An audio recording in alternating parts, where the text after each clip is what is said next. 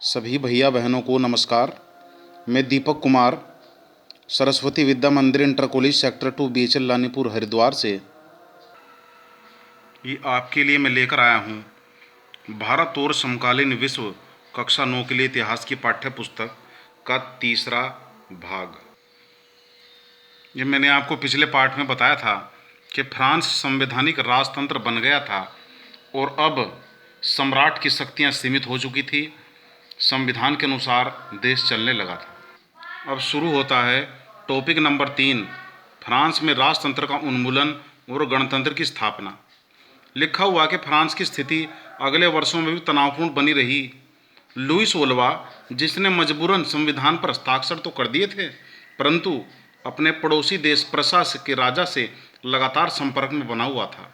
उसकी कोशिश थी कि मैं प्रसा की सहायता से पासा पलटूं और फिर से फ्रांस का राजा बन जाऊं। लेकिन नेशनल असेंबली, जो कि संविधान के द्वारा चलती थी, वो प्रसा एवं ऑस्ट्रिया के विरुद्ध उन्होंने युद्ध की घोषणा का प्रस्ताव कर दिया। हजारों स्वयंसेवी सेना में भर्ती होने के लिए जमा होने लगे। रोजेट डी लाइल एक कवि थे, उन्होंने गीत गाया था मार्सिले, देशभक्ति गीत। ये गीत पहली बार स्वयंसेवियों ने पेरिस की ओर कूच करते हुए गाया था, इसलिए इस गीत का नाम मार्सिले हो गया, जो अब फ्रांस का राष्ट्रीय गान है। युद्ध तो हुआ, पर इससे जनता को बहुत भारी क्षति एवं आर्थिक कठिनाइयां झेलनी पड़ी। पुरुषों के मोर्चे पर चले जाने के कारण सारी जिम्मेदारी महिलाओं के कंधों पर आ पड़ी। ऐसे समय में सबसे जो आगे निकल कर आया वो था जैकोबिन क्लब, जिसका नाम पेरिस के भूतपूर्व कॉन्वेंट ऑफ सेंट जैकब के नाम पर पड़ा था। ये राजनीतिक समूह का अड्डा बन गया। महिलाएं भी इसमें सक्रिय थी। जैकोबिन क्लब के मुख्य जो लोग होते थे वो छोटे दुकानदार, कारीगर, जूता बनाने वाले, पेस्ट्री बनाने वाले, नौकर, दिहाड़ी मजदूर आदि शामिल होते थे। और उनका जो नेता था उसका नाम था मैक्समिलियन रोबेस्पेयर। ये चित्र में आप देख रहे हैं, जैकोबिनों ने अपनी एक अलग पोशाक बनाई जिसे सोकुलात बोला जाता था। ये आप एक और चित्र देख रहे हैं, ये स्वतंत्रता यानी लिबर्टी का चित्र है, जो कि नानीन वाले के द्वारा बनाया गया है।